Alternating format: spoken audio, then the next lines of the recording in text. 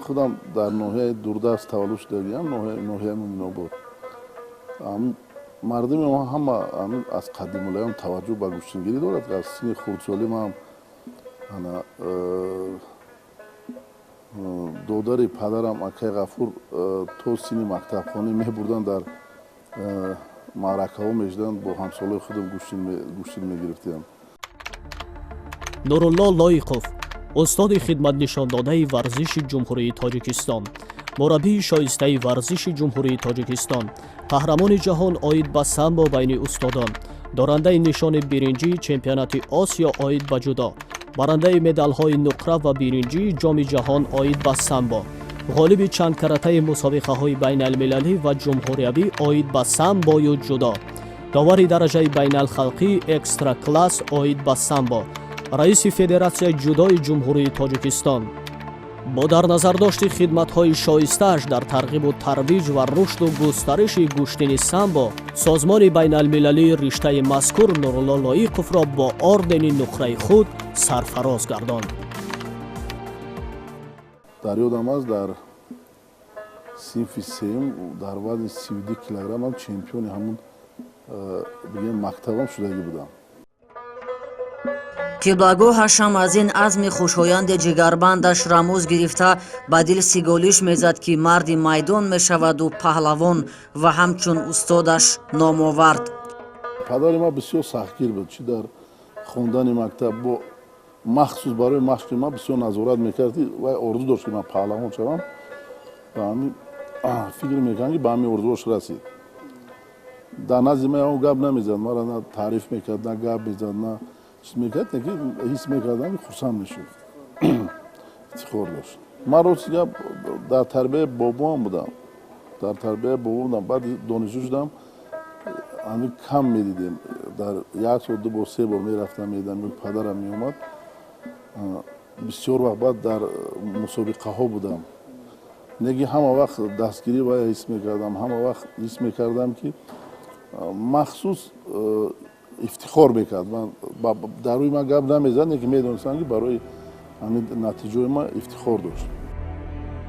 соли нуруллои дидадарову дилбанду дилписанд ба дабистон чун дуруст шуд, ӯ солҳои 1972-1973 қадамҳои нахустинро ба синфи якум дар мактаби рақами 2 ноҳия ки он замон ба номи Карл Маркс, ҳоло ба номи Сайфиддин Сангов аст, гузошт. сипас мактаби миёнаи рақами 1 ноҳияро ки ҳоло ба унвони дабистони Темуршоҳ Раҳимов ёд мешавад, бо баҳои хубу аълову дониши мукаммал ба поён овард. омӯзгорони мактабаш то ҳанӯз шогирдони хешро дар мисоли зиндагиномаи Нурулло тарбияву тадрис медиҳанду ҳароратангез хониши аълояшро, майдонозмоии волояшро ва хулқу атвори некӯяшро санову сито мегӯянд. аксари варзишгарони мо бештар ба ҳамн соҳаи варзиши худашон аҳамият метаҳанд, худашонро обу то медоданд, ба дигар фанҳо он қадар аҳамият намедиҳанд. лекин Нуруллои лоиқ инҷо ба делои шахси шоҳоди шумо дар нишон додам, аз синфи 1 сар карда то синфи 10 он мактаби 10 сола тамом кардагӣ фақат бо баҳои хубу аъло хондааст. дар тамоми давраи фаъолияти аз синфи 10 солаи хондагиаш Нуруллои лоиқ ҳамагӣ 4 та баҳои 4 дорад дар делои шахсӣ, дигар ҳамаш баҳои 5 мебошанд. ва дар баробари ин ҳамчун варзишгар аллакай дар давраи хонандаи мактаби миёна буданаш ном бароварда буд ва омада дар ҳамин давра аллакай ва устоди ба дараҷаи устоди варзиш омада расида буд. Нурулло шефтаю шаҳидои зӯроварию паҳлавонӣ дар дуди 9-солагӣ худро ба машқгоҳи гӯштини тарзи озод зад, чаро ки зеҳни ибратбини ӯро тамошои филми Бабри Мозандарон барангехт. ӯ бо меҳру муҳаббати беғаши кӯдакӣ ба назди яке аз мураббиёни кордони вақт Мадисо Матчоев омад ва арзу ниёзи худро ифшо кард. ҳамон солҳои кори кардагӣ ман аз байни ҳамон мактаби рақами 1, мактаби рақами 2 ки дар ноҳияи Мунобод буд, ҳамон ман 2 гурӯҳ ташкил кардам, гӯштини тарзи озод. баъди фаъолияти кори ман аёнҷа сар шид, Нурулло лоиқов ин дар синфи 3 ҳамон вақт мехонд, нисбат ба дигарҳо ба ғайрат буд. нисбат ба дигаро чӣ буд пур мепурсид хеле доиру ба ҳамун машқи тамринҳо мепурсидак. баъд дар давоми ҳамун 3 соле ки ман даҳсодагим дар ноҳияи ҳамун Муъминобод, дар ноҳияи Москав озира Амир Саиди Али Ҳамадонӣ мусобиқаҳое ки гузарондем ки дар мусобиқаҳо ҷойи намоёна ишғол кардагим. дар ин давра чанд бор чемпиони собиқ вилояти Кӯлоб шудам. дар синфи даҳум бошад ман шомил шудам ба командаи якачини вилояти собиқ Кӯлоб дар шаҳри Хуҷанд чемпионати ҷумҳурии Тоҷикистон шуд. Байни мактаббачагон оид ба кушини дзюдо дар вазни 61 килограмм чемпиони республика шудам. таҳти роҳбарию назари мураббии соҳибноми маҳаллӣ Гадохӯҷа Мансуров, ки дар ин намуди гӯштин ба қавли размсудаю таҷриба озмуда буд, нафас ба нафасу қадам ба қадам банду довҳои мухталифи майдондориро меомӯхту бурзу бозию зӯру тавон меандӯхт. ҳини тамринҳо боз ҳам дар мизони қиёсу таҷриба тасмимашро дар ин иртибот баркашида ба натиҷае расид, ки қарораш дуруст будааст, чаро ки тамоми дову бандҳо ва шеваю шогирдҳои гӯштини миллии мо дар ҷудо роиҷу раво мебошад. сари 3 сол ӯ медонисту толори тамринаш ва устодони серталаби номбурда.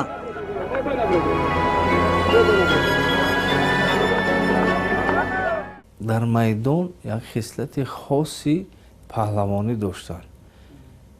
хислати хосашон ва фарқкунандаашон аз он буд, ки ҳеҷ гоҳ дар ин муддате ки зиёда аз 15 сол дар майдони Тоҷикистону Ӯзбекистон майдондории паҳлавонӣ карданашон ягон маротиба ман надидам, ки ба довари ё ба паҳлавоне баҳс дошта бошанд. агар чанд карат масалан паҳлавонро меафтонданд, бо агар паҳлавони афтидагӣ хоҳиши гӯштингирӣ мекарданд, бо гӯштин мегирифтанд. аз он аҳду овон ба иқрори на танҳо мураббиёнаш, балки мардуми маҳаллии донистакори гӯштини миллӣ дар симои Нуруллои Наврас пуштвора ё шогирди пастхези паҳлавони сарпанҷаи хатлонӣ таҷаллӣ мекард, бадон далел ки ҳамватани онҳо борҳо дар ҷашну маъракаҳои зодбумаш ба қасди майдондорӣ вориди набард мешуд ва ҳарифони худро бо истифода аз довҳои гуногуни омӯхтааш, ки онро рамзан ҳосили меҳнат ном мебарад, дар меафканд.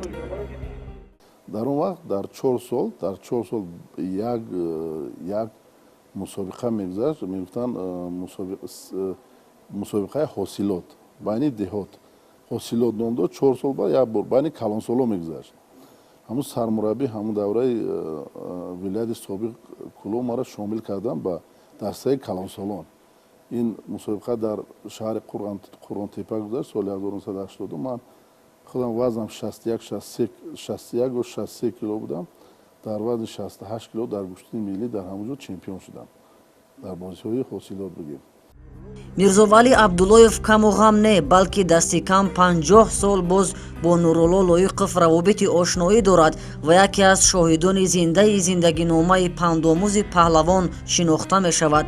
ӯ зимни суҳбату табодули афкор иқрор мекарду исрор, ки ҳанӯз аз аҳду овони кӯдакию наврасӣ хулқу хислати ҷавонмардӣ дар кирду кору гуфтору пиндори Нурулло маълумдор мешуд, ба вижа дар рӯзгори дабистонӣ.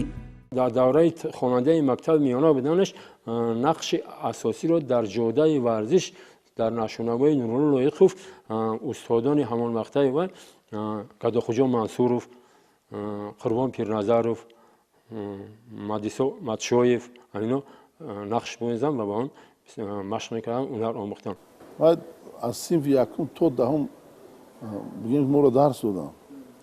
ман дар давраи овони мактабхониам ба ғайр чи аъло мехондам ва ба варзиш машғул будам. аз тарафи ҳамин мактаб мусобиқаи волейболам мара мебурданд, футболам мебурданд, баскетболам мебурданд, ҳамаи намудҳои гӯштин мерафтам. ҳамин муаллим ҳамаи ҳамин чизро дарҷ мекард. баъд ман натиҷаҳои хуб медодам.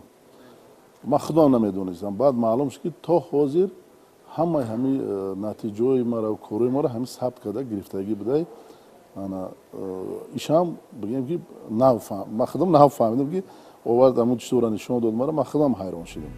бино ба қавли мирзовалӣ абдуллоев ҳадиси паҳлавониро фарои гӯши нуруллое ки ба масал айёми тифлию домони модарро пушти сар мекард амакаш ғафур лоиқов хондааст то дар ӯ меҳри физояндаро ба гӯштингирӣ бедор бинмояд ва ҳатто нахустин сабақҳои дову бандшиносиро дар гӯштини миллӣ аз ӯ омӯхтааст. мирзовалӣ абдуллоев қадамҳои аввалини зӯрозмоии нуруллоро ба дуди чорсолагиаш рабт медиҳад. агарчи қаҳрамони мо ҳини суҳбатҳои зиёд боре дар ин бора ҳарфе нагуфт ва дар ғояти хоксорӣ самимона иқрор омад ки дар зеҳну хотираш ёде аз ин воқеият ҳифз нагаштааст. ки мутаассифона дар ҳамин гӯштин ки аввалин гӯштини нуруллои хурдакаки 4 сола буд дар ҳамин гӯштин бой метиҳад гӯштинро яъне мағлуб мешавад. аз ҳамон давра сар карда вақте ки минбаъда мо бо нурулло ҳам суҳбат мештам мушоҳида кардам ҳеҷ вақт ягон кораша нурулло лоиқ аз рӯи таваккал кардагӣ нест. чунки аллакай ҳамон як кӯдаки 4 солада ҳамон таъсир карда буд ки ҳамин амакаш вайро аз рӯи таваккал маҷбуран гӯштини андохт ки он бачае ки ҳарифе ки нурулло хати қувваозмоӣ карда буд аз вай хело ҳам ба тану тӯшу вай калон менамуд. нурулло дар хонаводаи сербачу качи хушбахти хушвақту лоиқов некӯ парвариш ёфтааст. дар ташаккулу шахсияту ҳайсияти ӯ нақши бобои кундаи падариаш лоиқ сафар бориз асту босазо. ин марди саропо поку тоҳиру бутақво тамоми умр тавофи хонаи каъбаро ба дил орзу мекарду ниёиш бар даргоҳи худованди бахшояндаи меҳрубон меовард то мисли гузаштагони дудааш дар он ҷо маъмани охираташро ҳосил намояд. ин дуояш аз бас ки самимона буду бидуни кадом як риёкорӣ мустаҷоб уфтод ки бобои лоиқсафар ҳини ҳаҷ ҷони дар ҷуволашро ба ҷонофарин таслим кард. миёни мардуми таҳҷоӣ ривояте рӯйҷасту маъруф ки аз шаҷараи лоиқзодаҳо дар гузораи ҳар 100 сол нафаре ба гоҳи ҳаҷ тарки дори фано гуфта ба манзили охират ҳиҷрат мекунад.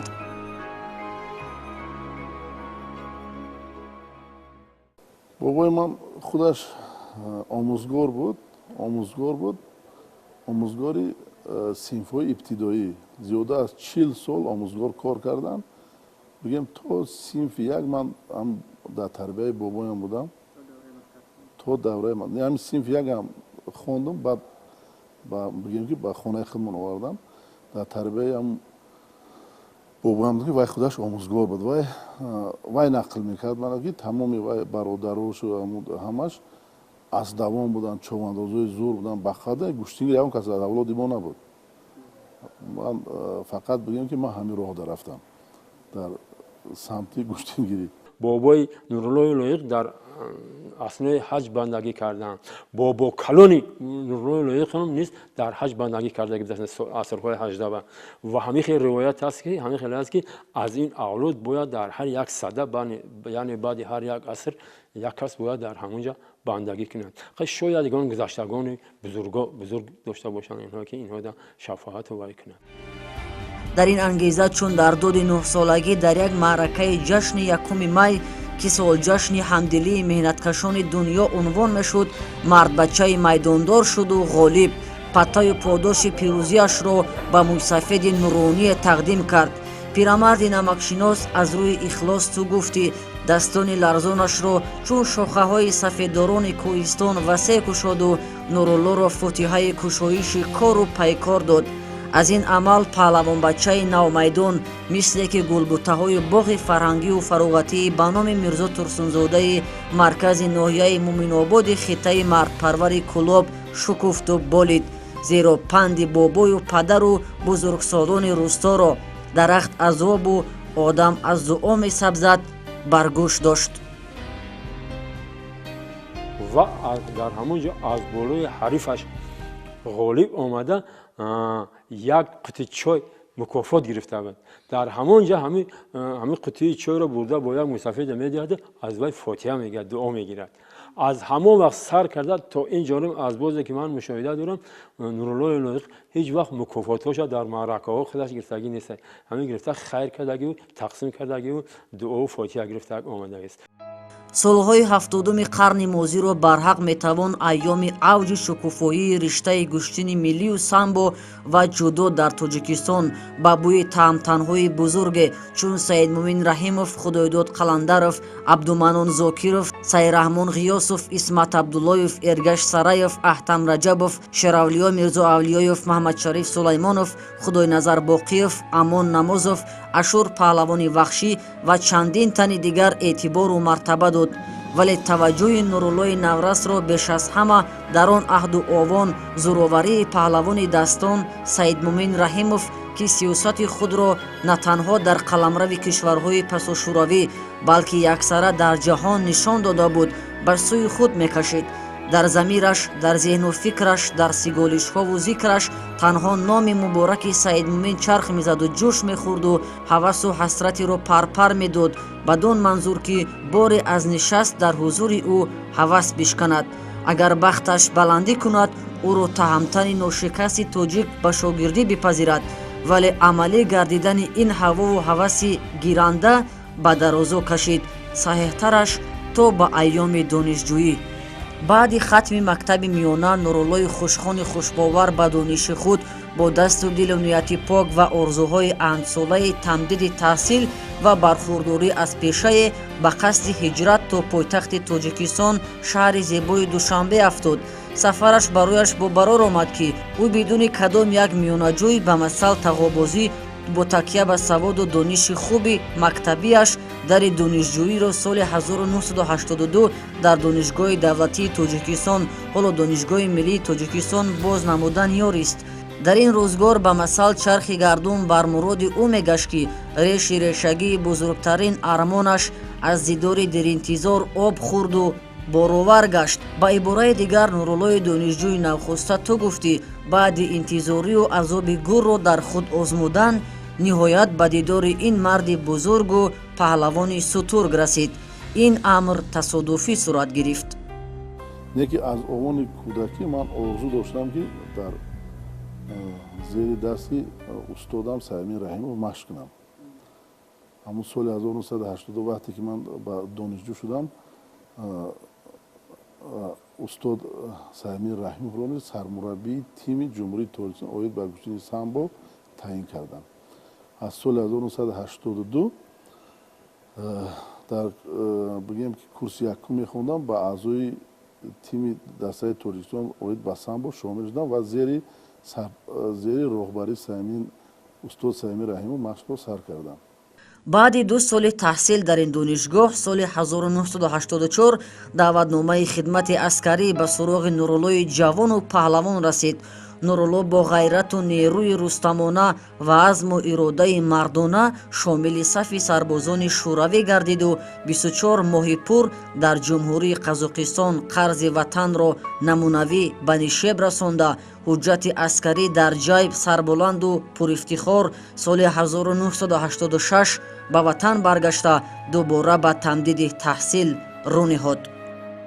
аз соли 1984 ҳамон вақт аз мактабҳои олӣ ба сафи қувваҳои мусаллаҳ барои хизмат, адои хизмат донишҷӯёнро мегирифтанд. маро ба сафи армия гирифтанд. аз соли 1984 то 1986 дар бигем республикаи қазоқистон хизмат кардам. баъди бозгашт аз хизмати аскарӣ худи ҳамон сол бидуни танаффус дар ғояти шефтагию шайдоӣ худро дар қайди гӯштини ҷудо афканд, зеро пири раҳнамояш, устоди мушкилкушҳояш, ҷаҳонпаҳлавони бенадиди тоҷик саидмӯмин раҳимов, ки ба тозагӣ сармураббии мунтахаби миллии мамлакат дар ин ришта таъин гардида буд, то буттаби тамринҳои ҳамвораву размҳои мунтазамро дар хуну пӯсти худ озмуд ва соли 1989 донишгоҳро бо сари буланду рӯи сурх хатм карду дигар иродаву тамоюли худро комилан таслими ҷудо намуд. аввалин бор ҳамун сол машқро сар кардам. Дар моҳи октябр устода маро ба мусобиқаи умумиттифоқӣ равон кард. Якумин мусобиқае буд ки ман бигем ки берун аз Тоҷикистон баромад мекардам. Дар шаҳри Красноярск барпо гардид мусобиқаи умумиттифоқӣ. Дар вазни 86 килограмм ман дар гӯштини ҷудо дар ҳамон ҷо чемпиони ҳамон мусобиқа шудаму меъёри устоди варзиши собиқ шӯравиро иҷро кардам. ма барои гӯштингири беҳтарини ки дар миқёси ҷаҳонӣ ном дошт бо як туп нурулло мехоҳам камтар сухан кунам ки ин варзишгар дар байни варзишгарон хело обрӯи калон дорад. илоҷ карда ҳаракат мекунад ки дастгириҳои хубро барои бачаҳои варзишгарон биёбад. бадин тартиб қаҳрамони мо дар майдондориҳои сатҳи умумииттифоқӣ ки дар шаҳри Красноярски Россия соли 1987 оид ба ҷудо амалӣ шуд, дар вазни 86 кило бар ҳарифони сарсахташ даст ёфта нишони тиллоро занҷираи зебандаи гарданаш бинмуда бошад ҳам танҳо бо ин дастмӯза худро қаноат надод, балки муддаии зӯрозмоӣ дар миёни паҳлавонони сангинвазн гардид. ӯи паҳлавони ҷавонро носеҳони пасипардагӣ фуругузорӣ аз ин қасдашро маслиҳат медоданд, бадон манзур ки ба қадри як донаи арзан ҳам дар вазни мутлақ дови комёбӣ надорӣ, аммо ӯ дар ҳунари худ ва пуштибонии пираш ба қавли нуқтаи иттикоиашро шинохта буд ки далеру пуршуҷоат гӯштӣ гирифта нишони нуқраро чун ба номи худ сабт сохт, ҳамаро дар ҳайрат андохт. нури нуруллоии рӯшании роҳи минбаъдаи ҷудоро дар Тоҷикистон рӯшан кард. ҳам дар гӯштини самбо ва ҳам дар дзюдо ва ҳам дар гӯштини миллӣ дар се намуд хеле хуб баромад кард. тӯли чандин солҳо то ба дараҷаи қаҳрамони ҷаҳон дар байни устодон сазовор гашт. соли 1988 дар мусобиқоти ҷоми кишварҳои соҳили баҳри Балтик Нурулло боз ҳам дар вазни мутлақ андари майдони қаҳрамонӣ гардида мақоми сеюмро ба худ ихтисос дод. дар мусобиқаи умумииттифоқии дигар бошад дар вазни 86 килограмм оид ба ҷудо ҳунар озмуда нишони тиллоро ба даст овард. размҳои разинаш, овардҳои матинаш ба масал ибтидо дошту интиҳо не. соли 1988 боз ҳам дар мусобиқаи умумииттифоқӣ дар ин намуди паҳлавонӣ ки дар шаҳри Олмалихи ҷумҳурии Ӯзбекистон баргузор гардид, Нурулло Лоиқов ба дарёфти нишони биринҷӣ шарафёб шуд. баъд аз ин боз дар мусобиқаи умумииттифоқии шаҳри Алмалики Республикаи Ӯзбекистон иштирок кардам. дар давраи донишҷӯям дар мусобиқаи ҷоми Прибалтика иштирок кардам, ҷоизадор шудам. дар мусобиқаи умумииттифоқие ки дар шаҳри Баку соли 1988 баргузор гардид, дар он ҷо мураббӣ Аҳтам Раҷабам, Саидқул Абдусамадовам иштирок доштанд ҳамчун мураббӣ. дар вазни 86 килограмм дар он ҷо ман чемпиони ҳамин мусобиқа гардидам. боз ҳам дар ҳамон аҳду овон дар шаҳри Москав маъракаи муҳташами мӯътабари дигарро бо даъвати вижаи паҳлавонони саршиноси кишварҳои гуногун роҳандозӣ намуданд. дар ин зӯрозмоии сатҳи байналмилалӣ Нуруллои кайҳо размсуда бо ҳунару истеъдодаш мухлисону мутахассисонро қоил кард, чоро ки боз ҳам дар вазни 95 килограмм бидуни тӯҳфаву туша ба Тоҷикистон барнагашт. кулбури раҳовардашро нишони биринҷии мусобиқоти мазкур қимату ширинкомаи дигар бахшид. охирон бор чемпионати бигем республика соли 89 шуд. охирон чемпионати республика баъди ҳамун иттифоқи шӯравӣ барҳам хӯрд. охирон чемпионати республикада ман қаҳрамони мусобиқа шуда будам соли 89. охирон чемпионати республикӣ дар давраи собиқ шӯравӣ баргузор гардид.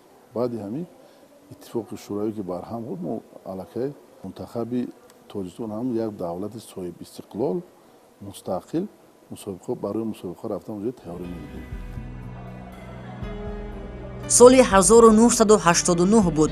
Шаҳри Полтаваи Украина замини баргузории бозиҳои умумииттифоқии донишҷӯён ё ба истилоҳи маъмулӣ универсиада қарор гирифт. Нурулло Лоиқов дар ин майдондориҳо кишвари моро сазовор намояндагӣ карда дар вазни 86 килограмм зинаи панҷумро касб намуд. бо ҳайати даста устод Саидқул Абдусамадов ки ҳамчун ёрдамчима буд ширкат варзиданд ва беҳтарин баромад дар байни ҳамин донишҷӯёни ҳайати дастаи ҷудочӯни тоҷик беҳтарин баромади Нуруллои Лоиқ буд. Саидмумин Раҳимовро ба сифати як мураббии серталабу сахтгири боадолат як нигоҳи накӯишомези рамзияш кофӣ буд барои шогирдон то дар машқу тамринҳою чахиданҳо бо паҳлавонони номҷӯи дигар аз худ ҷонфидоӣ нишон диҳанд. аммо шогирди иродатманди содиқтарину бовафои ӯро агар пурсон кунем чӣ коршиносону чӣ паҳлавонони собиқу ҳозир бидуни кадом як шакку тардид Нурулло Лоиқовро ном мебаранд.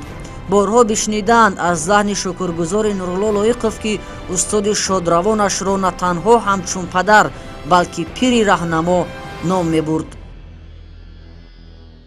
дар тӯли 27 сол вақте ки машқ мекардам ягон бор ба дар машқ ман дер намудам. ҳамин дар ҳаёти варзишим ягон маротиба ман аз машқ дер намудам. ҳама вақт чӣ нақша мегирем устодам барои машқ барои мусобиқа ман ҳамаро иҷро мекардам. барои ҳамин ягон камбудӣ набуд ки мара гап зана устодам. ман ҳамқадр эҳтиром доштам ки ҳамаи суханҳои ӯро ман дар замин намемудам, иҷро мекардам.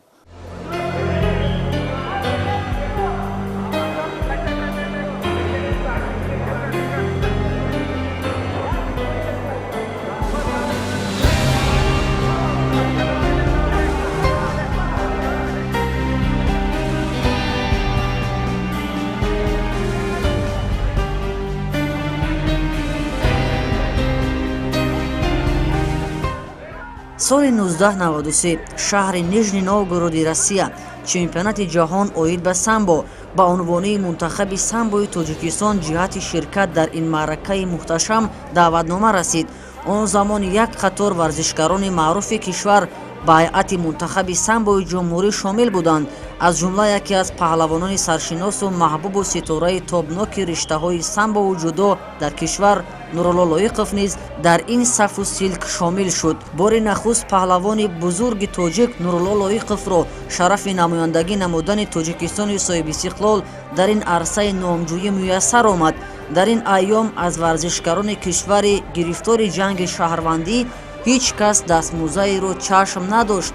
гузашта аз ӯ дар баробари онҳо шикасти куллиро фол мезаданду ҳол. аммо дар вазни 100 килограмм паҳлавони тоҷик барои дарёфти мақоми чорум бо зӯровари давлати абарқудрати Амрико андари майдони набард гардида дар ангезаи ватанхоҳӣ бо ӯ сахт чахиду сарафкандааш кард.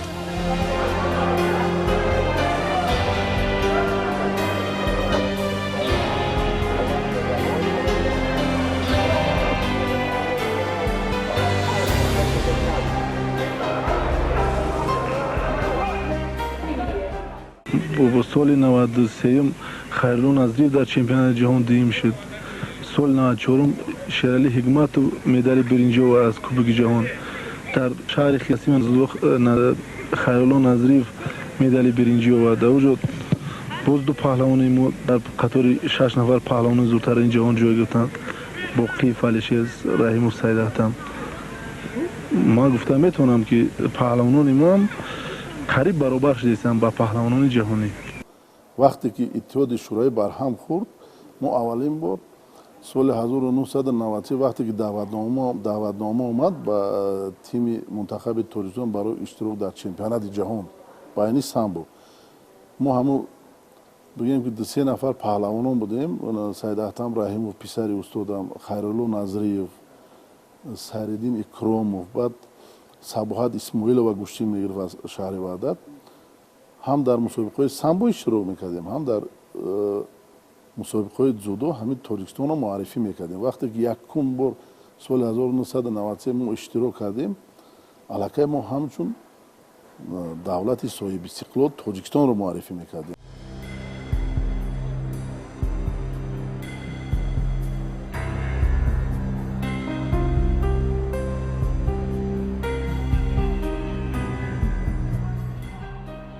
пас аз як соли дигар дар бозиҳои осиёӣ ки дар шаҳри хиросимаи ҷопон сурат гирифт, мунтахаби ҷудои тоҷикистон ба қасди ширкат барои аввалин бор дар таърих озими сафар гардид. Нурулло Лоиқов низ узви мунтахаби миллии мамлакат оид ба ҷудо ба шумор мерафт. дар ин маъракаи фароқуравӣ ӯ андари майдони рақобатҳо гардида бар чанд ҳарифони хеш даст ёфта дар ҷамбаст мақоми ҳафтумро гирифт. паҳлавони дигари мо Хайрулло Назриев бошад аз ин сабқат нишони биринҷиро ба хазинаи дастовардҳои Тоҷикистон замн намуд.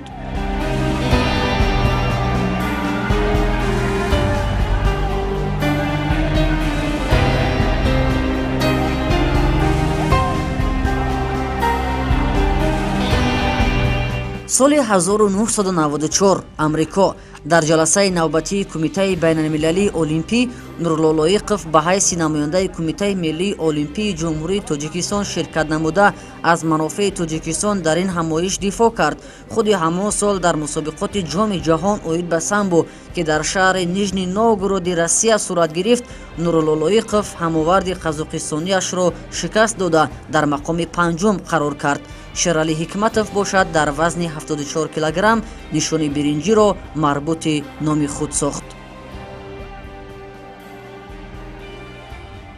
соли 1995 шаҳри Деҳлии пойтахти Ҳиндустон мақоми баргузории чемпионати Осиё оид ба ҷудо пазируфта шудааст.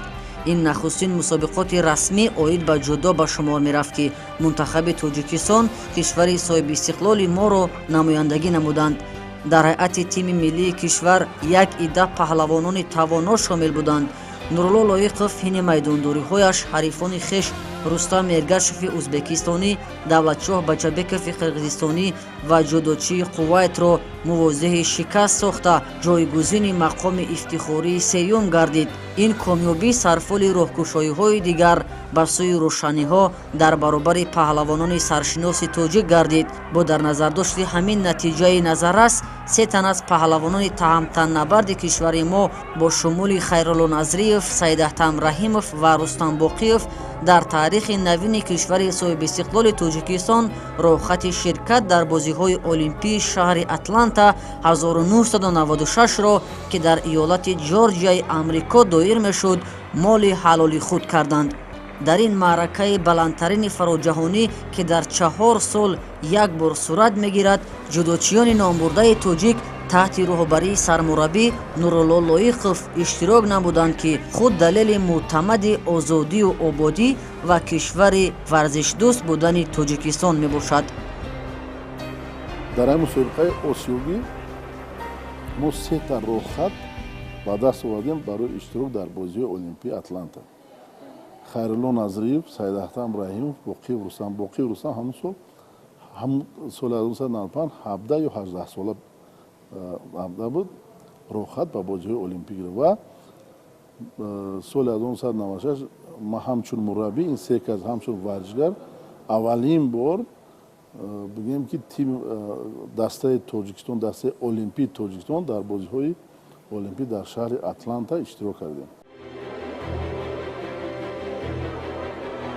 аммо то фаро расидани бозиҳои олимпӣ паҳлавонони тоҷик ба хотири ташаккули маҳорату малакаи худ дар чандин сабқатҳои сатҳи гуногун нерӯ санҷиданд.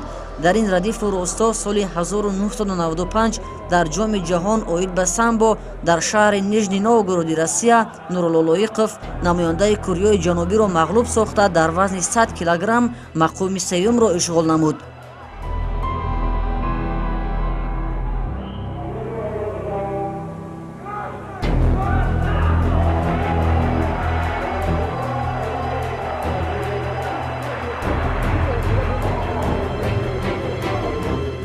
асосиатсияи хазинаи варзиши ҷумҳурӣ баробари футболбози шинохта Валерий Турсунов барои ин дастовард ба Нурулло Лоиқов автомошини маркаи ГАЗ-1 тӯҳфа намуд.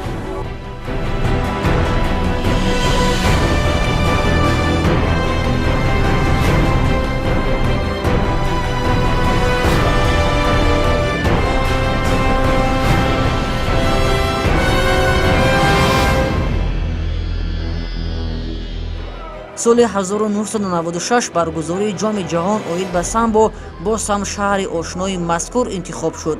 Нурулло дар ҷанбасти даври ниманиҳоии мусобиқа қаҳрамони ҷаҳон намояндаи Гурҷистон Иван Гамхеташвилиро мағлуб намуда дар вазни 100 килограмм медали нуқраро дарёфт.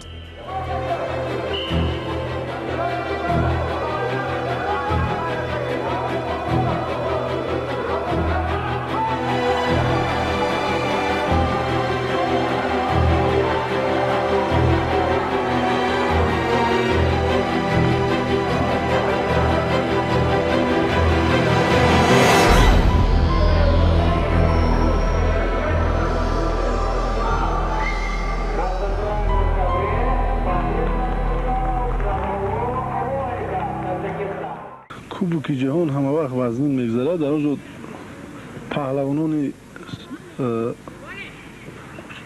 чӣ хел гӯям паҳлавони зуртаринро ҳар давлат дар онҷо ба онҷо мефиристад.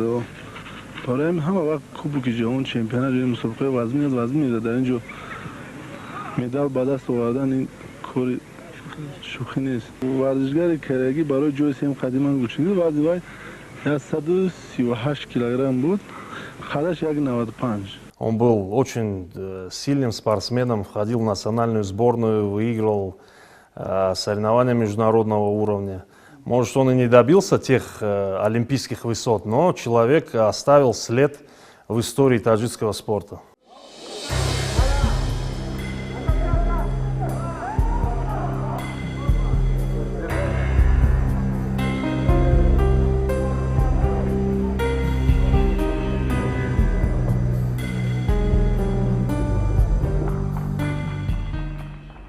чун тарки майдон гуфт, ба куллӣ ба пешаи мураббигӣ гаравид, аммо ҳанӯз ҳам ахгараке аз ишқу иштиёқи паҳлавонӣ дар замираш аланга мезад. Ин аст ки соли 1999 дар шаҳри Валетаи пойтахти ҷумҳурии Малта дар чемпионати ҷаҳон оид ба самбо миёни устодони риштаи мазкури 35-40-солаҳо паҳлавони қиссаи мо дар вазни 100 килограмм аз худ маҳорати олӣ нишон дода намояндагони Федератсияи Россия ва Испанияро аз маърака бадар кард.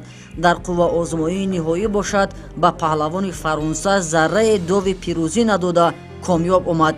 билохира ӯ низ бар тахти қаҳрамонии ҷаҳон баршуд. ҳаёти варзиши ҳар як варзишгар кӯтоҳ аст. ҳамин то сини дери дер 33 дар варзиш баъди он аллакай ӯ машқҳое ки пеш дар давраи ҷавонӣ мекард ӯро када намешавад. барои ҳамин ман соли 1996 фикр кардам ки аллакай вақт расидааст, ман варзиши касбӣ бигирем. рафтам баъд соли неки машқ мекардам, пайваста машқ мекардам. соли 1999 дар шаҳри Валета давлати Малта чемпионати ҷаҳон гузашт байни устодон синни соли 35 то 40 сола. ман мисол 35 сола будам. даъватномаҳо дар он ҷо иштирок кардем. Назиф Хайрулло ҳам дар он ҷо иштирок карданд. Сайдаҳтам Раҳимовам буданд, Маҳмад Расулов Бобоҷонам буданд, Саи Маҳмуд Маҳмад Расулов ҳам буданд устод. дар ҳамҷо дар синни соли худам дар вазни 100 килограмм қаҳрамони ҷаҳон шудам байни устодон.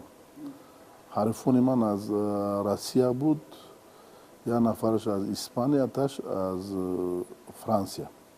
дар финал бо франсуз бохӯрдам, ғалаба кардам, ҷои аввалро гирифтам. ӯ дар мусобиқа аз ҳайати даста дар мусобиқаи Малта, мусобиқаи ҷаҳонӣ баромад карда ғолиб мусобиқа шуд ва ӯ ҳамчун устоди варзиши шоистаи ҷумҳуртоҷикистон дониста мешавад.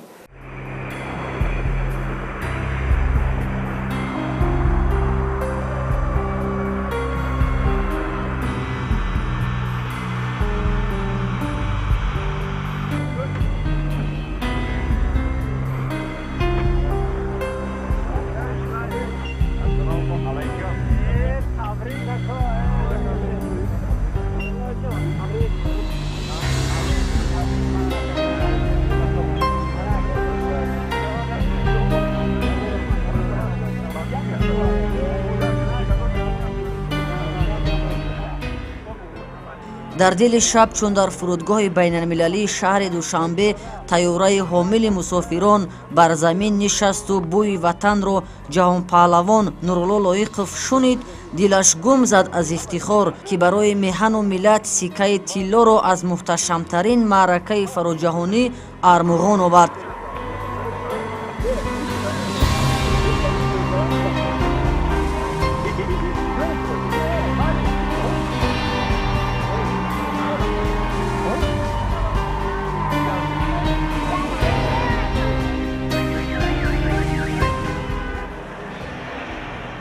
баъди истиқболи гарму самимӣ зуд ба зиёрати устодаш Саидмумин Раҳимов бесукуну беқарор бодвор шитофт.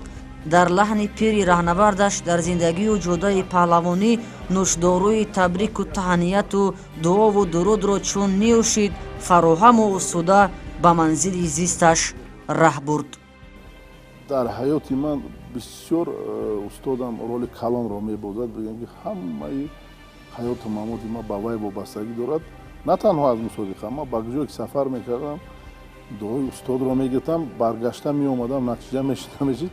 аввал бо назди устод мерафтам. ҳам аз чемпионати ҷаҳон баргаштанам, аввал ба назди устодам рафтам, дуоиро гирифтам, баъд бигем ки ба хонаи худам рафтам. ҳама вақт ҳамихел буд. сафарам мекардам, на танҳо ба мусобиқаҳои варзишӣ ёки куҷое ки сафар мекардам, аввал дуои устодамро мегирифтам, баргашта меомадам, аввал устодамро медидам. ҳама вақт ҳамихел буд. фарзанди азизи ман дар масъалаи спорт дар арсаи байналхалқӣ чемпиони ҷаҳон шуда инъомҳои ҷаҳонӣ, инъомҳои ҷумҳуриро ба даст овардааст. ман орзу мекунам ки ҷавонони ҷумҳурӣ ҳам монанди нуруллоҷони ман ҳамин хел маҳорат нишон битана, соҳаи спорти ҷумҳуриро дар арсаи байналхалқи ҷаҳон нишон битан.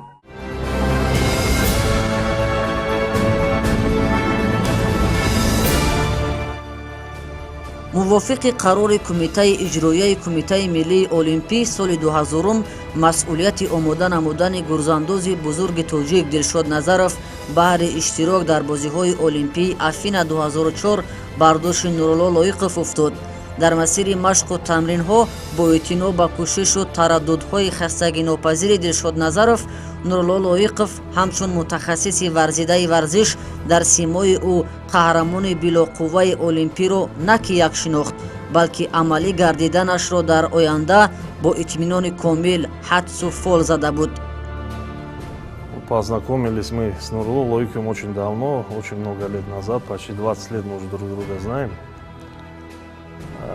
Что мне хочется сказать об этом человеке? Это тот человек, который, можно сказать, внес огромную лепту в развитие спорта в нашей стране, в Республике Таджикистан. И внес, и до сих пор вносит, который помогает спортсменам. Что сказать именно о наших отношениях? То этот человек очень много сделал для меня в свое время. Здесь есть и его большой вклад в ту олимпийскую золотую медаль, которую я завоевал в 2016 году. В 2004 году он вместе со мной был на Олимпиаде в Афинах, которая проходила в Греции. И очень сильно меня поддерживал. У меня тогда очень сильно такая неудачная была Олимпиада. И этот человек меня именно в тот момент поддержал, что я не опустил руки и продолжил дальше тренироваться. И вот итог того, что все равно мы добились поставленной цели завоевания олимпийской медали. соли 2009 бо ибтикору иқдоми инфиродии Саидмумин Раҳимов қарор шуд то Нурулло Лоиқов ба ҳайси раиси Федератсияи ҷудои Тоҷикистон пазируфта шавад, аммо Нурулло қабл аз ҷаласа хоҳишеро пеши устодаш ифшо сохт. маро ҷеғ задан, ба хонаашо гуфтанд ки ман роҳбари федератсияро ба зимма гир, кори ҳамин федератсияро пешбар. ман рости гап гуфтам ки ба як шарт ман кор мекунам. баъд гуфтам чи бо мара шарт мемонем? мо асосан устодро бисёр ҳурмат мекардем, эҳтиром мекардем, явом сухани зиёдӣ гап намезадем. барои ман шарт ман гуфтам шарт не. гуфтам устод, ҳам дар маҷлис шумо иштирок кинед, шумо худатон пешниҳод кинед ки ман ҳеҷ чизи таърихи айда хеле шахсиятҳо нестанд ки устод Саидмумин Раҳимов بگیم که دو کارت قهرمان اتفاق شوروی، قهرمان اسپارتاکیاد خلقای اتفاق شوروی، چمپیون جهان. منم یک وقتی هم که استادم را پیشنهاد کرد، مایلگو روزی شد، در مجلس اشتراک کردم، در مجلس فدراسیون اشتراک کردم، پیشنهاد کردم. منم تا امروز همه حرکات رو کرده هستم که کار فدراسیون پیش رود. همون پیشنهاد کردگی استادم رو بگیم که شرم نکنم که مرا پیشنهاد کردن یک از گپ نزنند که عهده کار نبر اومده. نورالله لایقов баробари шурӯи фаъолияташ дар ин симат бо камоли масъулияту дили гарм баҳри беҳтар намудани вазъи гӯштини ҷудо дар тоҷикистон тадбиру чораҳои муассир андешида роҳандозӣ намояд то эътимоди устодаш Саидмомин Раҳимовро нашиканад. ба талқини ҳикмати раҳомӯзи корҳоро корфармо обу ранг медиҳад. Нурулло Лоиқов дар ин иртибот дар симои Абдуллозода Аҳтам Рустам роҳбари ибратомӯзу муттакои хешро дарёфту чораву тадбирҳои равнақу ривоҷ додани гӯштини ҷудоро дар диёри Тоҷикистон реҷа зад. پیشنهاد کردم که همکاری رو با کمیته کار با جهان و ورزش نزد حکومت جمهوری تاجیکستان، کمیته ملی المپیک جمهوری تاجیکستان و فدراسیون بین المللی جودو پرزور کنیم. یعنی که به همکاری کاری ما پیش نمی رود. ما تا حاضر در اصل همکاری را پرزور کردیم. ما بسیار می‌ندارم از رئیس کمیته کار با جهان و ورزش نزد حکومت جمهوری تاجیکستان عبداللهزاده احتم رستم همه وقتی را قبول میکنن، گوش میکنن، دستگیری میکنن. این خودش اصلا ما از ورزش همین قصول در ورزشم از ورزش در ورزش کم است. ممکن یک سال دو سال است که بسیار کارا را با ما ایوای آموخته گرفتم. با همین جوانیش بسیار کارا را ایوای آموختم. ما مینداری خود رو بیان میکنم که به حد مدت دستگیری میکنه از طرف کمیته دستگیری می‌یابد فدراسیون ما. وقتی که رئیس فدراسیون گوشتینی جودو تعیین کردن نورالله لایقov رو خیلی بچه به غیرت بسیار تشکیلاتچی خوب است. هم در مربیگی فهمیش خوب دارد و هم دیگر در تشکیلاتچی.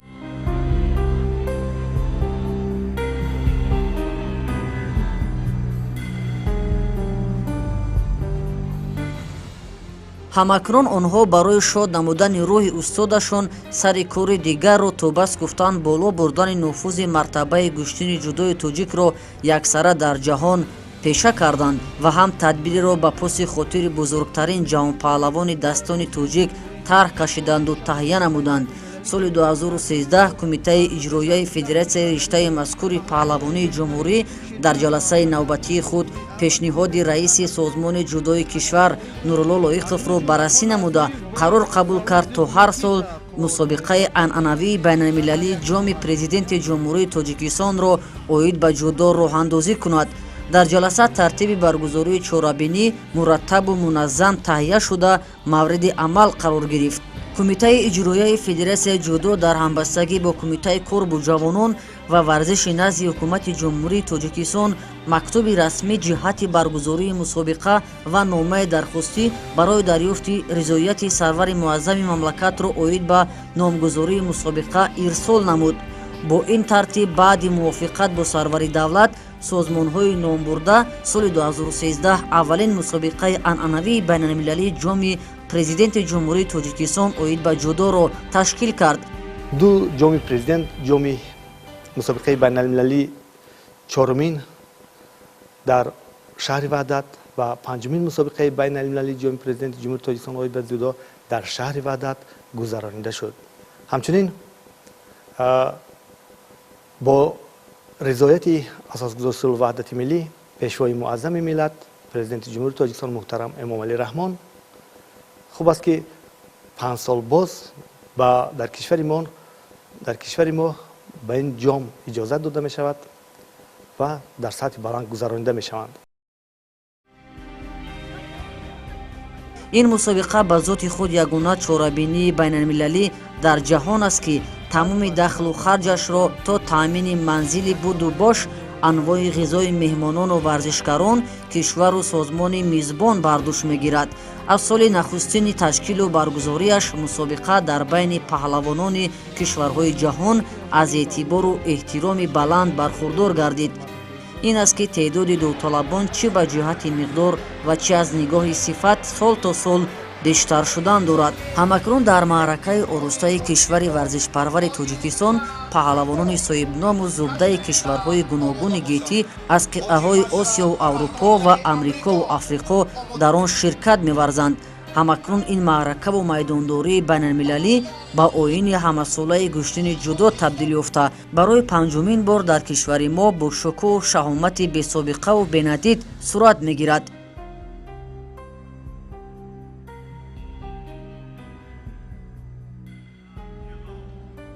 ман ба кумитаи иҷроияи федератсия пешниҳод кардам ки ҷоми президент ҷумҳурии тоҷикистон мусобиқаи байналмилалӣ гузаронем ташкил кунем ва розигӣ додан. мактуб ирсол кардам ба кумитаи корбоҷанон ва варзиши назди ҳукумати ҷумҳурии тоҷикистон мактуб ирсол кардам.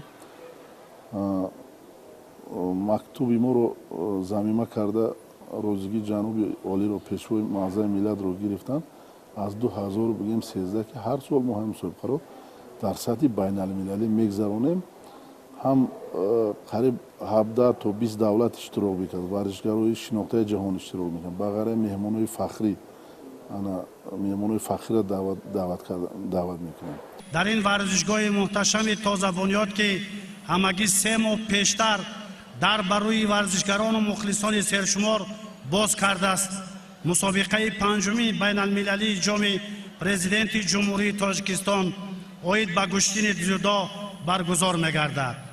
иштироки паҳлавонони номии амсоли ислом ал-шаҳобии мисрӣ, муҳсин исомиддинови ӯзбекистонӣ, эҳсон муҳаммадии афғон, ласло сокнияи маҷористонӣ ва чанд тани дигар маъракаи ҷоми президенти ҷумҳурии тоҷикистон оид ба ҷудоро шукӯҳу шаҳомати дигар афзуданд. мартабаи мусобиқаи муҳташами мазкур дар ҷаҳон ба таври мусбат овоза шуд ки ҳамчун меҳмонони ифтихорӣ баҳри иштирок дар ин маърака чеҳраҳои ҷаҳоншумули риштаи варзиш амсоли 4 карат қаҳрамони ҷаҳон оид ба самбо Владимир Япринсев аз Беларус, сера қаҳрамони ҷаҳон оид ба самбо Александр Пушница аз Россия, қаҳрамони ҷаҳон дар соли 1975 оид ба камонварӣ Зебонисо Рустамова, қаҳрамони бозиҳои олимпӣ Юрий Лабанов, барандаи медали биринҷии бозиҳои олимпии Пекин Расул Боқиев ҳам аз Тоҷикистон ва нахустин қаҳрамони бозиҳои олимпӣ аз қораи Осиё дар соли 1956 3 карат ҷаҳонпаҳлавон оид ба куштини тарзи озод Эмомалӣ Ҳабибӣ ба Тоҷикистон бо камоли майлу хоҳиш ташриф оварданд. дар ягон номуди риштаи варзиш намебиёянд, дар куштини зудо омода истоданд. инам аз ташкилотчигии ҳамин шахс вобастагӣ дорад. воқеан дар баробари ормони шогирдии Саидмумин Раҳимов будан ба дидори варзишгарони соҳибноми дастон чун Муҳаммад Алӣ ва Эмомалӣ Ҳабибӣ аз дилхостаҳои аҳду айёми кӯдакиҳои Нурулло Лоиқов ба шумор мераванд. бо Муҳаммад Алӣ шарафи дидору суҳбат бо ӯ дар бозиҳои олимпӣ Атланта 1996 насибаи рӯзӣ гардид. ин акс ёдворае аз он рӯйдоди таърихиест ки ҳамчун марвориди гаронарзиштарин дар бойгонии хусусии паҳлавони тоҷик маҳфуз аст. аз овони ҳам ҷавонӣ бигем мактабхонӣ дар бораи ё достонҳо гап мезаданд, дар бораи устод Саимин Раҳимов, дар бораи Муҳаммад Алӣ. баъд бо як варзишгаре аст, аввалин қаҳрамони бозиҳои олимпӣ аз бигем аз мусулмонҳо аст, Эмомалӣ Ҳабибӣ, ки тамоми мардуми Тоҷикистонро аз филми Бабри Мазандарон мешиносанд. Мазандарон ки тигр мегуфтанд, мо ҳам кӯдакӣ медонистем. ман орзу мекардам дар овони ҷавонем ки ҳамё қади во бихӯрам бинам чӣ хел шахсиятам. ман ҳазор бор шукр ки ман ба ҳамин 3 орзум расидагиам. омадам таҳти роҳбарии устод Саимин Раҳимов машқ кардам, 27 сол зери роҳбарии ӯ касбан будам, машқ кардам.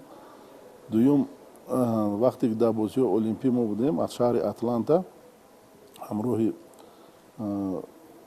шодравон рустам ашуров ва саидаҳтам раҳимов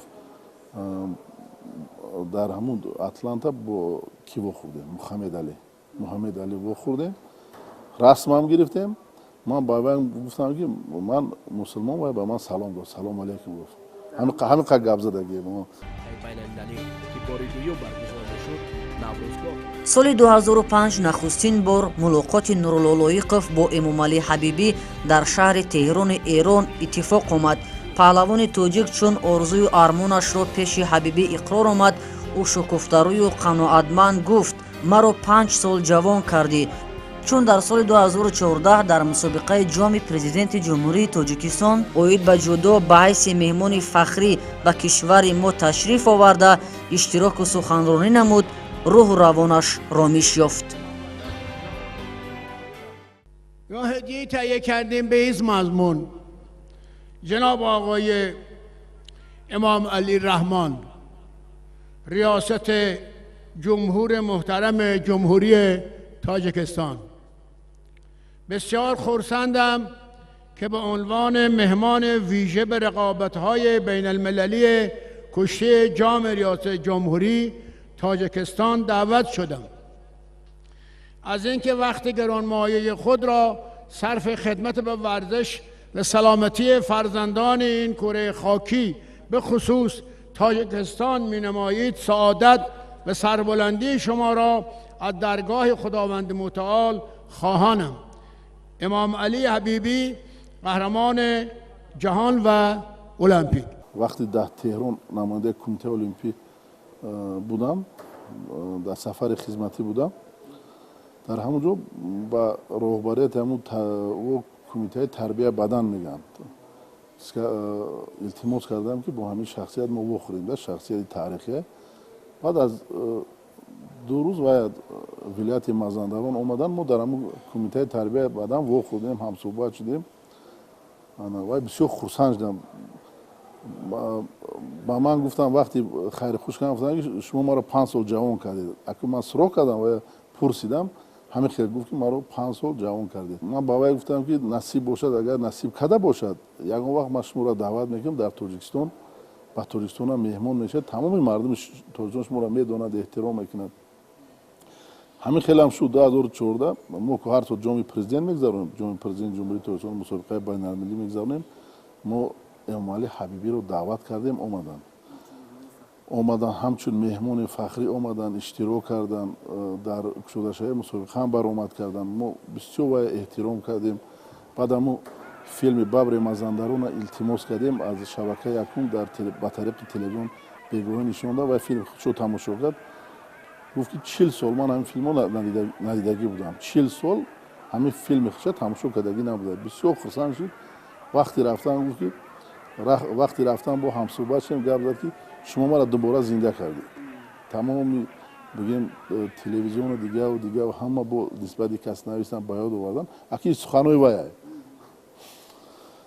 نم 3 اردویی که دوره آوان کودکی داشتم با هر چیز رسیدم. هم شکر میکنیم دمو. بداند برای خودش اصولی سر کتف 40 ثانیه دیگر تا انجام وقتی اساسی باقی مانده است و اما همینطور این یگان چی имрӯзҳо ба сад ребу рангу шеваю оҳанг кору пайкори паҳлавони ҷавони тоҷик берӯз хоҷазодаро ҳикоят мекунанду ривоят, зеро ӯ баъди 42 соли раҳпаймоиҳои мардуми тоҷик ормони деринтизорашонро бароварда карда бар тахти қаҳрамонии ҷаҳон дар шаҳри сочи бар шуд. вале дар пасманзари ин қаҳрамонӣ чӣ рӯйдодҳову заҳматҳо нуҳуфтааст, каман дар кам табодули афкор сурат мегирад.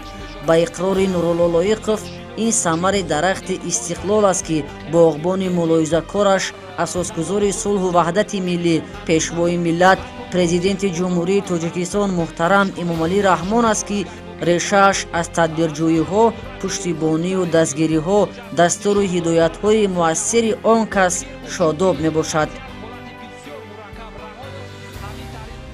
рӯзи 15 ноябр فیلم حجتی تماشا کردم، با طریق تلویزیون شبکه ورزش نشون داد که در مرخوب در یک دهه ҷаноби олӣ дар як мошини нива як ам деҳада як шахс да нива дошта нива ам деҳа ба мурғоб рафта ҳамун тӯли 26 сол ҳамун мошина явара ҳеҷ кар нафурӯхта надода ҳамура нигаҳ карда барое ки бигем ки пешвои маъзами миллат дар ҳамин мошин ба ҳамҷо рафта бинед ки барои варзишгарон дар тӯли 26 сол пешвои миллат чӣ корҳоро кард тамоми толорҳои варзишии замонавӣ дар тамоми қаламрави республика тамоми мусобиқаҳои байналмилалӣ қариб дар тамоми мусобиқаҳои байналмилалии варзишгарони мо иштирок мекунанд ина бинед ки дар давраи иттифоқи шӯравӣ аз намудҳои гӯштин ҳамаи намудҳои гӯштин фақат як шахс устод саими раимов тавонист дар чемпионати ҷаҳон иштирок як нафар ҳамаи намудҳои варзиш бигирем ангушшуморанд 5-6 нафар ҳаст ки варзишгар ки дар чемпионатҳои ҷаҳону бозии олимпӣ иштирок карда дар давраи истиқлолият ин рақам аз ҳазорам гузашт ҳамаи вобастагӣ дорад ба соҳиби истиқлолии мамлакат ҳамаи вобастагӣ дорад дар ҳамун филми ҳуҷҷатӣ аз соли 92 нишонданд вазъияти республикаро дидем бу ман ҳамҷода хондам навистам 150 000 беному нишон 50 000 ятим 25 000 зан бешавҳар монданд иқтисодиёт валангор бигем ки дар як ҷои холӣ давлат сохтан ба ин дараҷа бурдан бози 26 сола бинем ки як давлати мукаммали дунявӣ демократӣ ҳуқуқбунёд сохтан ҳамааш хизматҳои бигем ки пешвои маъзами миллатанд ибрати падар дар муҳити созгори хонаводагӣ табиист ки ба фарзандон низ беасар намонд ба иқрори нурулло лоиқов ӯ ҳеҷ гоҳ хостори он набуд ки фарзандонаш ба низ мисле ки ӯ раҳнаварди роҳи варзиш бошанд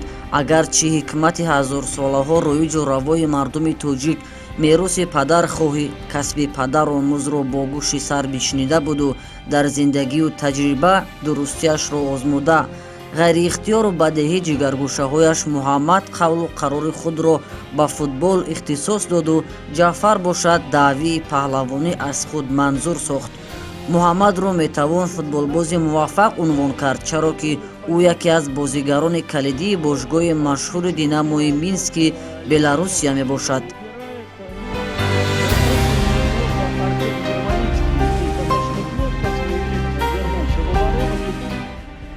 дар симои ҷаъфари 16сола устодону коршиносони таҷрибаозмуда бо далели кӯшишу ғайрати ҳамворааш дар амри фароовардани дову бандҳои форихи гӯштини миллию ҷудо ба гоҳи машқу тамринҳои доимӣ ҷойгузини падарашро фол мезананд ман аз синни солагӣ машқи ҷудоро сар кардам ва форанги падарам монанд шавам парчамбардору номбардори миллат шавам барои тарбияи фарзанд дар мактабхона ман мисол сухан мекардам гап мезадам дастгирӣ мекардам барои ба варзиш рафтани онҳо ман ҳеҷ вақт агар ки варзишгар худаш нахоҳад ки маҷбур карда намешавад вай писари калони аст худаш интихоб кард ки футболист мешавад синни хурдсолӣ ҳозир дар бошгоҳи динамои минск бозӣ мекунад оли ҷавон аст ман фикр мекунам ояндаи хуб дорад писари дуюм ҷаъфар дар гӯштини тарзи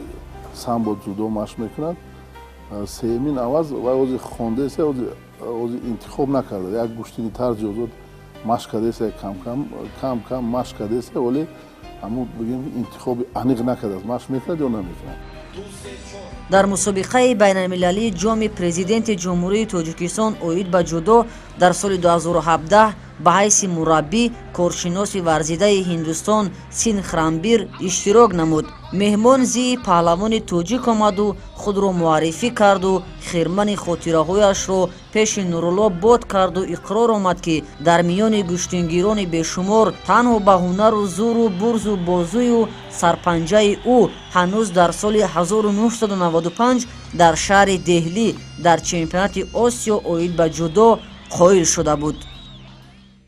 It was very nice. мусобиқаи мазкур хеле хуб гузашт. Ман бори нахуст Нурулло Лоиқовро дар шаҳри Деҳлӣ дар чемпионати Осиё вохӯрда будам. Ӯ бениҳоят олӣ ҳунарнамоӣ кард. барои кишвари шумо нишон ба даст овард. дар ин лаҳзаи рӯҳбахшою фараҳфизо қаҳрамони мо як кам қаноат ҳосил кард ки ба ҳайси раҳнаварди собитқадами роҳи варзиш умри худро барҳадар набохтааст, балки аз худ аз баракати ҳунараш ёдвораҳое дар фикру зеҳну зикри мардуми зӯроваршиноси дунё нақши муассире аз худ боқӣ гузоштааст. ин гуна иттифоқоти матлубу матбӯъ бо ӯ ба ҳар хиттае ки наравад зуд зуд рух медиҳад. ҳамакнун тамсилу тандиди ӯ на танҳо моли филмҳои мустанад асту қиссаҳои марғубу маҳбуби вирдизабонии мардуми тоҷик, балки номаш ба ривоятҳову устураҳо омезиш ёфта, ҳамчун паҳлавони рӯинтан девору бораҳои ифтихориро ту гуфтӣ, мисле ки сангнабиштаҳои бостонӣ зебу фарид тоза мебахшад.